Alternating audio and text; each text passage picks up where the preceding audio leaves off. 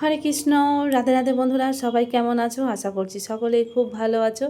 এখন বাজে 4:30 আর আজকে অনেক রাত থেকে জেগে রয়েছি। তো সমস্ত কাজকর্ম সেরে নিয়ে স্নান টান করে তিলক ধারণ করে রেডি হয়ে গেছি আর চলে যাব এখন গোপাল সোনাদের কাছে শয়ন থেকে ওঠানো। তো চলো তোমরা দেখতে থাকো ভিডিওটা, আশা করছি তোমাদের ভালো লাগবে। আর এই যে দেখো, এখনও কিন্তু চাঁদ মামা ডোবেনি, বুঝতে পারছো। ফোনে কিন্তু অনেকটা আলো মতো লাগছে, কিন্তু অ্যাকচুয়ালি এটা একদম পুরো সম্পূর্ণ অন্ধকার। আর এই বৈশাখ মাসের মাহাত্ম্য খুবই সুন্দর। প্রত্যেক দিন আমাদের এই বৈশাখ মাসটা যদি আমরা ব্রহ্ম মুহূর্ত উঠে ভগবানের সেবা করতে পারি, এতে কিন্তু আমাদের অনেক কৃপা লাভ হবে। তো সেই জন্যে এই বৈশাখ মাসটা অন্তত ভগবানের অত্যন্ত প্রিয় মাস। তো সেই জন্যে নিয়মিত প্রত্যেক দিন যদি ভোরবেলা উঠে স্নান টান করে ভগবানের সেবা করা যায়, এর কিন্তু আলাদা মাহাত্ম্য একটা আছে। তো যাই হোক, আমরা তো প্রত্যেক দিন ভোরে ওঠা সূর্য অস্তের ওঠার আগে, মানে সূর্য উদয়ের আগে আমাদের প্রত্যেক দিন উঠতে হয়। এটা শাস্ত্রে রয়েছে। তাতে আমাদের শরীর সুস্থ থাকে, সব দিক থেকে আমাদের ভালো থাকা যায়। তো সূর্য দেবতার ওঠার আগে যদি আমরা উঠতে পারি তাতে খুবই ভালো, আর ভগবানের সেবা দিলে তো আরও ভালো। তো এই যে আমার দুই গোপাল সোনাকে আমি এখন শয়ন থেকে উঠিয়ে নিচ্ছি। আর আজকে কিন্তু গোপাল সোনার মাসিমণিরা আসার কথা আছে, গোপাল সোনার জন্য ফুল আনবে। তো বলে দিয়েছে আজকে আসবে।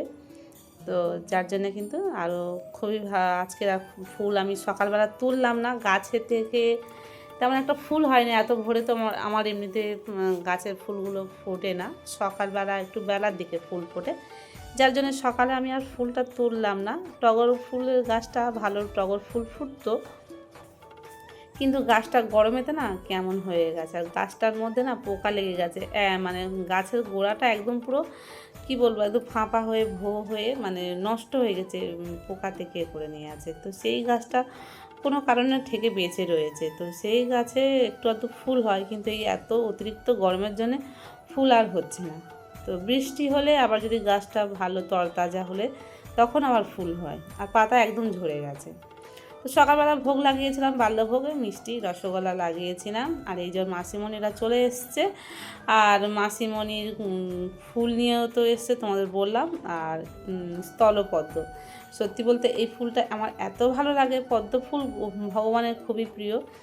তো এটা তো জলে ফোটে না, এটা তো সত্যি আমাদের গাছ লাগানোর খুব ইচ্ছা, কিন্তু কি করব, এই গাছ তো আর মানে আমাদের ছাদে হবে না। তবু একটা দেখি, চেষ্টা করব। আমাদের একটা বড় টব আছে, তার মধ্যে বসানো একটা গাছ নিয়ে আসবো। আমার খুব পছন্দ, আর ভগবানের সাজালে এত ভালো লাগে।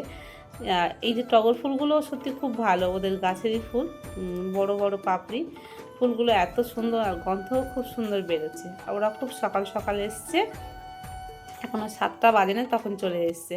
আমার ভগবানের সেবা টেবা সমস্ত কিছু দেওয়া হয়ে গেছে, তার মধ্যে চলে এসছে আর গাছের ফুল নিয়ে এসছে। তারপরে আমি আবার একটু জল খাবার মতন করলাম, মানে বাড়িতে যা ছিল তাই দিয়ে ভগবানের ভোগ লাগিয়ে তারপরে ওদেরকে প্রসাদ দিলাম।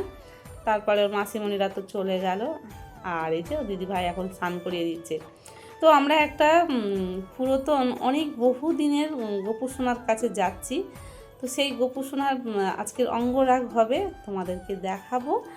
তো যার জন্যে সেই গোপু সোনার মা কিন্তু আজকের আমাদের যেতে বলেছে, আর অনেক কিছু তারা আয়োজন করেছে। সত্যি বলতে আমরা তো গিয়ে তো হতবাক, এত কিছু আয়োজন তোমরা দেখলে অবাক হয়ে যেতে। তো দেখাইয়ে পরে আমার গোপু সোনার দিদিভাই কত সুন্দর করে শৃঙ্গার করিয়েছে, দেখো চারিদিকে ফুল দিয়ে সাজিয়েছে। আর যেহেতু আমরা এক জায়গায় যাব বলে তাড়াতাড়ি করে গোপাল সোনার জন্য একটু অন্ন করে দিয়েছি, আর দুধ ছিল, দুধ অন্ন দিয়ে গোপাল সোনার দুপুরের সেবাটা দিয়েছি। আর এই যে চলে এসেছি গোপাল সোনার বহু দিনেগার, 100 বছরেরও ওপরে মনে হচ্ছে, বললো যে 100 বছরের বেশি।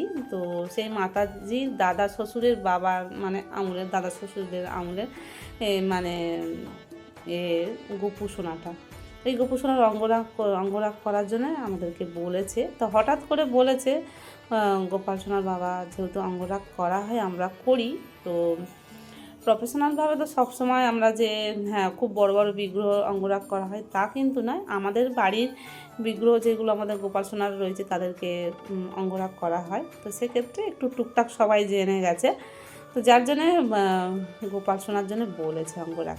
তো গোপাল সোনার তো বহুদিনেকার আর পুচকে গোপাল সোনা, আর তার মধ্যে নারায়ণ শিলা ছিল, নারায়ণ শিলাটাও অঙ্গরাগ করেছে।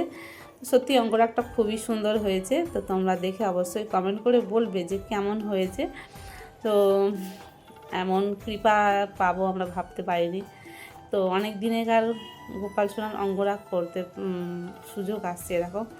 আর দেখো প্রথমে কেমন ছিল আর এই যে এখন কেমন হয়েছে তোমরা কিন্তু অবশ্যই কমেন্ট করে জানাবে।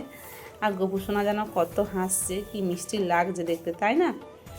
তো আজকের ছোট্টর উপরতে ভিডিওটা তোমাদের সঙ্গে শেয়ার করলাম, কেমন লাগলো অবশ্যই কমেন্ট করে জানাবেন। আর যদি কারোর এরকম অঙ্গরাগ করার ইচ্ছে হয় অবশ্যই আমাদেরকে সঙ্গে কন্ট্যাক্ট করতে পারো। তো দেখা হচ্ছে পরবর্তী একটা ভিডিও নিয়ে, ততক্ষণ তোমরা সুস্থ থেকো, ভালো থেকো, চ্যানেলটিকে সাবস্ক্রাইব করে পাশে থেকো। হরে কৃষ্ণ, রাধে রাধে, হরি বল।